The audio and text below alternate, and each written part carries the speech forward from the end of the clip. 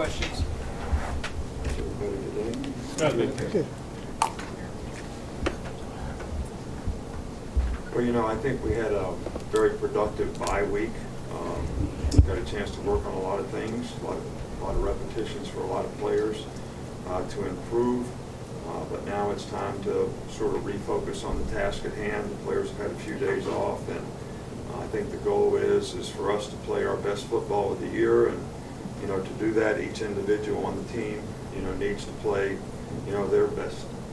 So that obviously starts with preparation, and you know, we're going to start our preparation for this game today. From an injury standpoint, you know, I think Eddie Jackson is okay. He did practice some last week. I think he'll be okay to practice today. Ronnie and Dominic will both start back in individual drills and be evaluated and see how they do in practice today and how much they can do. And we'll have to evaluate that on a day-to-day basis. You know, this is a, you know, we've had some great games with LSU through the years. This has turned out to be a great rivalry, and I think it's a great rivalry because of the quality of the programs. You know, I think 6 or 7 times in the last, since we've been here, you know, both teams are ranked in the top 10. You know, that's obviously a credit to the great job Les Miles has done there in the 11 years that he's been there, and to their players and the way they compete and the quality of players that they have, and the great job of coaching, you know, that they do. So, you know, they return a lot of the 16 starters, a lot of experienced players. You know, they've been very, very productive on offense. I think Leonard Fournette is probably, in my opinion, I haven't seen all the players, but he's as dominant as any player in the country in terms of the way he plays and what he's capable of doing as a running back, both running the football and as a receiver. And, you know, quarterback Brandon Harris has certainly done a really good job of taking care of the football, making big plays when he needs to. He's a dual threat. He can run. They've got really good receivers. Their offensive line is probably the biggest, most physical that we've seen all year long. So this is a really, really good offensive team. They rush for over 300 yards a game, and they've been able to make explosive plays in the passing game that have led to a lot of points. You know, defensively, you know, they're still ranked in the top 20 in almost every category, you know, in the country. Difficult to run against. Very good secondary, very good linebackers.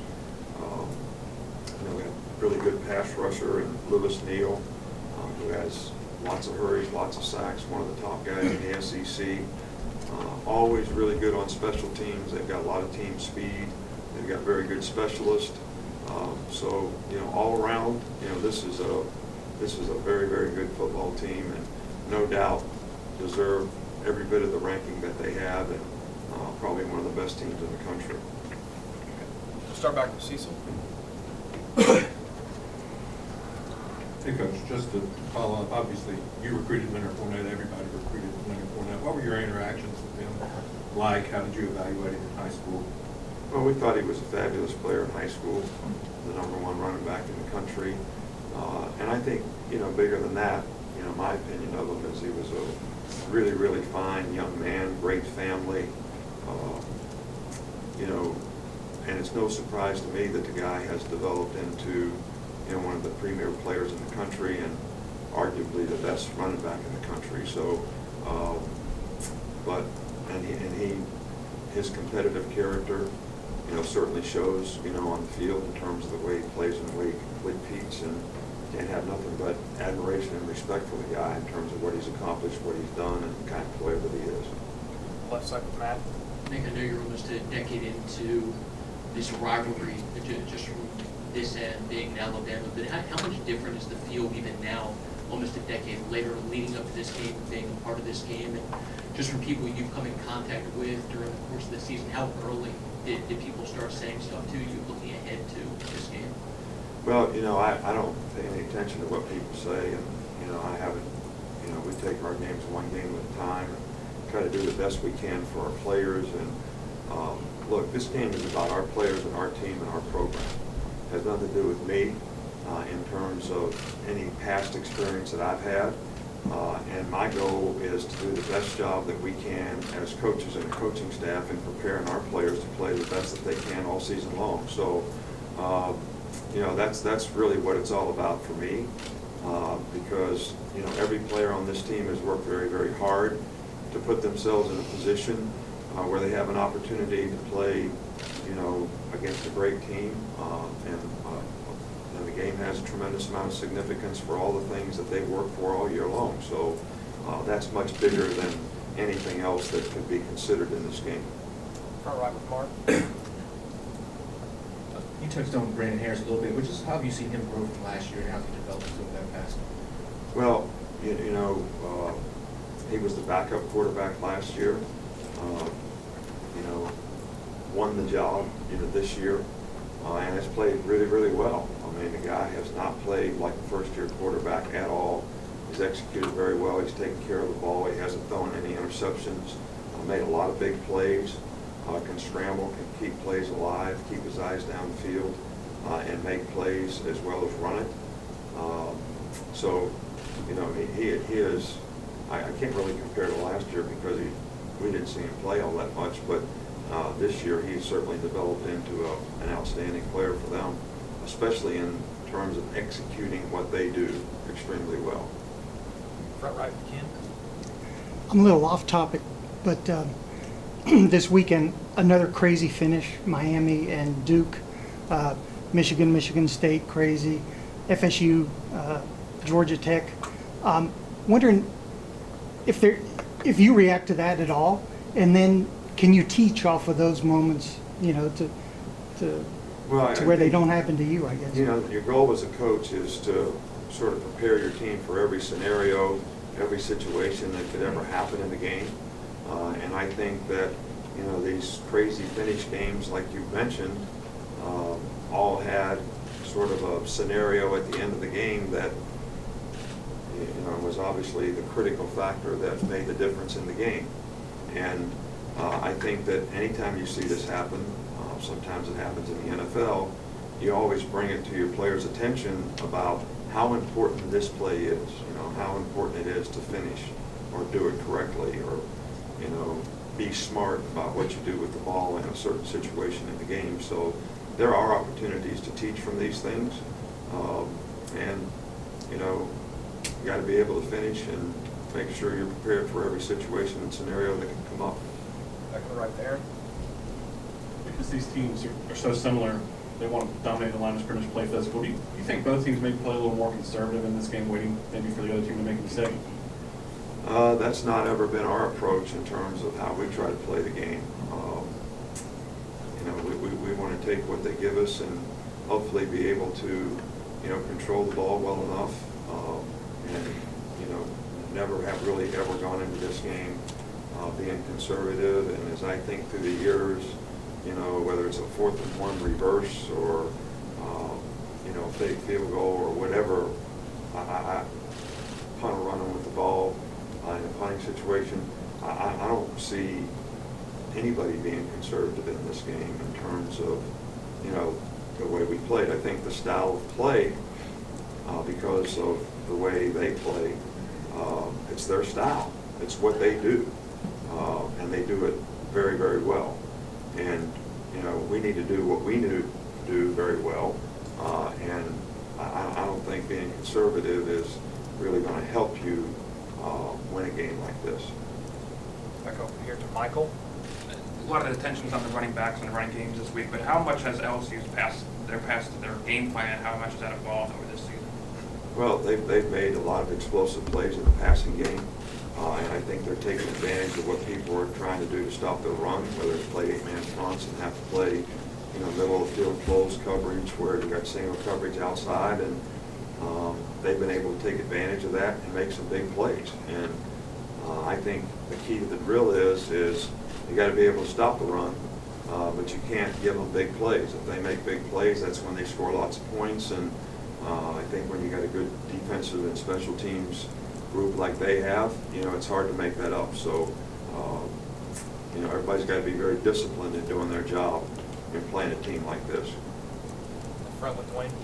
Coach, all the things that Coker has gone through this year as far as playing and having to have late drives and things of that sort, how much do you think those things have prepared him for a game like this? Well, you know, I think all the experiences that he's had, you know, experiences that obviously knowledge and experience is always going to make you better. It's going to make you more confident. You know how to prepare, you know, better. You have more poise when you're playing. So I think all those things are important.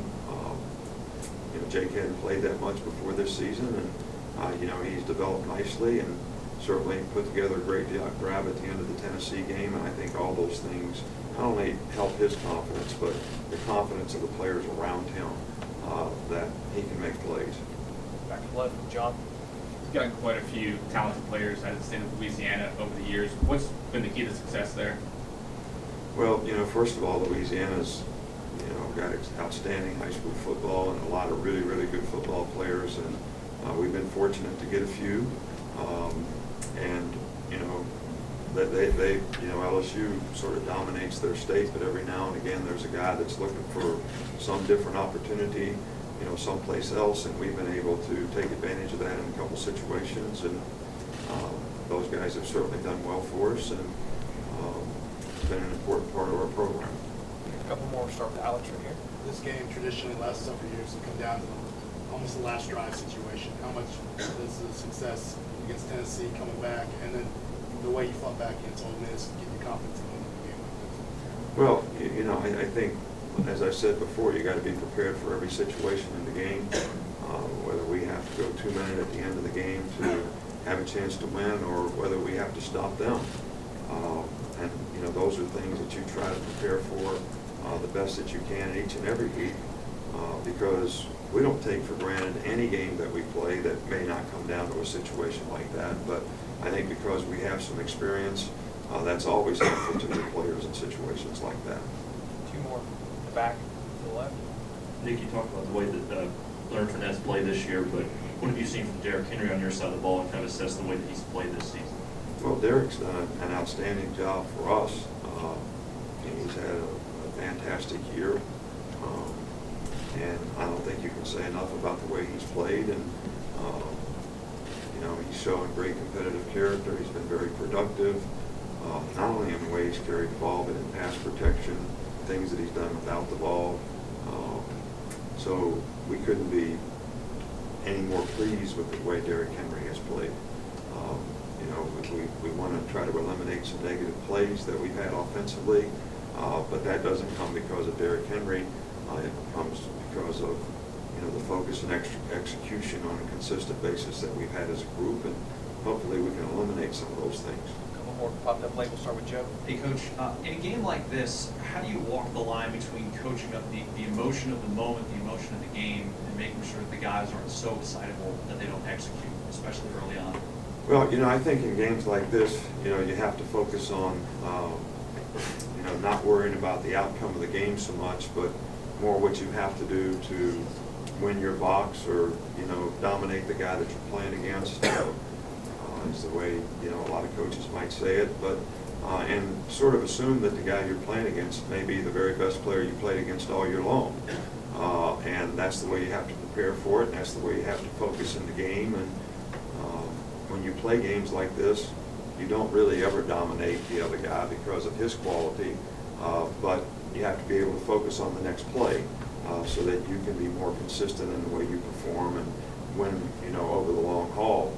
And that's what we try to get our players to do, so that they can stay focused on what they need to do on the field, because that will ultimately determine the outcome of the game. Back here with Cecil again. Thanks, Coach. Just for a moment, you've had an opportunity in your career to coach against Frank Beamer, and who's announced his retirement today. Just your thoughts on Coach Beamer's career and your interaction. Well, you know, Frank Beamer has been, you know, one of the icons in my mind, you know, in this era as a coach. You know, has a fantastic record at Virginia Tech. Has been there for a long, long time. One of the great guys in our profession, you know, as well. I've always admired him as a coach, but also as the kind of professional character that he always carries himself with, the way he treats other people. And I think their program has been, you know, one of the stellar programs through the years, and it's because of the great job that he's done there for a long time with the leadership that he's provided. So I think he's definitely one of the great coaches of this era. And last one here with Aaron. You made the decision to put more athletes at safety this year. I wondered, depending on down and distance, do you maybe put Ronnie in to get more size in the box? You know, we don't even know for sure what Ronnie's going to be able to do today. So, you know, there's other factors that determine who we put in the game.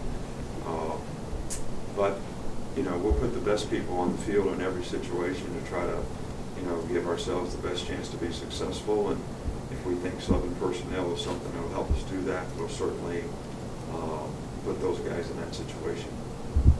Thanks, Coach. Thank you.